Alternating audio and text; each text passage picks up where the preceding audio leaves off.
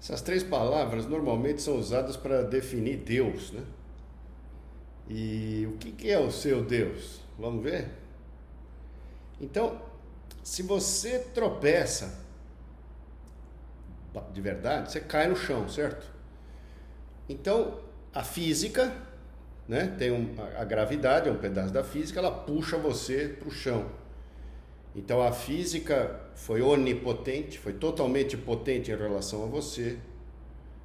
Ela sabia que você tinha tropeçado e ela te leva para o chão.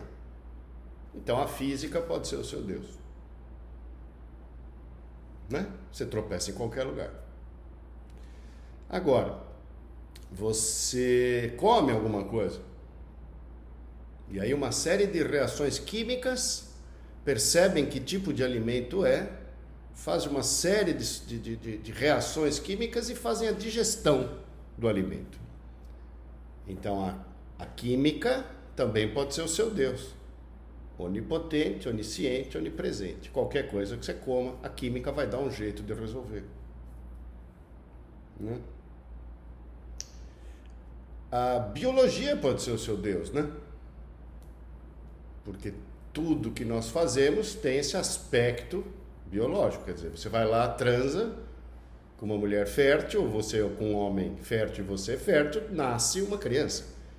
Então a biologia estava onipresente, onipotente, onisciente em relação a essa relação sexual e produz um bicho novo.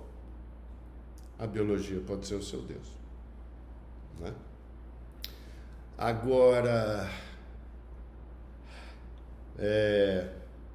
você tem fome, e quando você tem fome, você fica tomado por essa sensação e às vezes não consegue pensar em mais nada.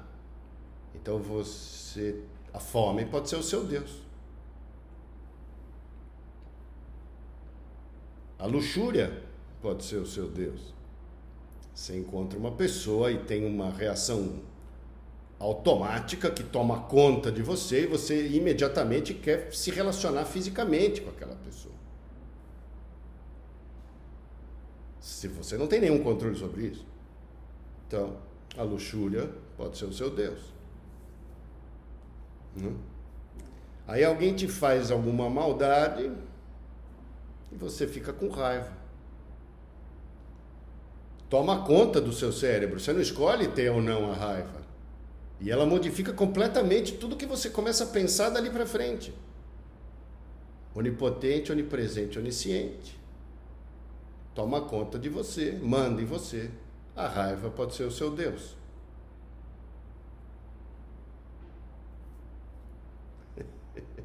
Né? Então, nós estamos colocados num universo que é formado por átomos que se juntam. E uma maneira especial de juntar átomos cria você. Você então é poeira cósmica condensada de um jeito específico e você vai lá no mundo e vai funcionando de acordo com o quê? Com a sua vontade. E você sabe o que vai acontecer com você? Não, existe algo externo a você que comanda você, que está onisciente, onipresente e é onipotente. Então existe uma coisa assim que você pode chamar de Deus. O conjunto de todas essas leis físicas, químicas e biológicas, você poderia chamar de Deus, porque toma conta de você sempre com essas três palavras. Você não consegue escapar. Aí alguns teóricos tentaram mudar um pouco esse negócio e acabar com a figura de Deus. Acabar com esse... Não, nós sabemos tudo, nós vamos organizar o negócio e vai dar tudo certo. Nós vamos criar um Estado forte e vamos direcionar a vida de todo mundo e o Estado vai ser Deus. Onipotente, onipresente, onisciente. Vocês sabem do que eu estou falando. Também não funciona. né? A história, Jordan Peterson fala uma coisa interessante de um outro teórico, a história bíblica é muito legal. Você pega o Antigo Testamento, por 6 vezes o Estado dominou, se corrompeu e se destruiu. 6 vezes. 4.000 anos de história, 5.000 anos de história bíblica, né? Mas essa história é universal e muito mais antiga que isso. E aí a gente tem o Novo Testamento, a 7ª vez, vem alguém e fala o seguinte: para de colocar Deus como Estado. Não funciona, vocês já viram que não funciona. A gente tem que ir no indivíduo. E o indivíduo tem que tratar o outro indivíduo daquele jeito e tal, que você já sabe, né? Então, se a gente conseguir valorizar o indivíduo que fala a verdade, que se coloca no mundo de maneira verdadeira, a gente melhora a relação. A gente melhora o funcionamento. Se você fala a verdade, aparece uma coisa interessante nas relações, que é a justiça. O justo não é a justiça do trabalho, essas idiotices. O justo é que não sobra e não falta. Isso quer dizer a palavra justo. Se não sobra e não falta, a capacidade que você tem de esperar algo do outro melhora, né? E se os dois estão pela verdade, fica mais livre o comportamento, aparece a liberdade que a gente não tem, né? Enquanto a gente achar, a gente ficar dependendo de deuses externos e poderosos que tomam conta de nós, nossa inconsciência principal, Deus que nós temos, que é totalmente onipotente, onipresente, onisciente de nós, e nos pega o tempo inteiro.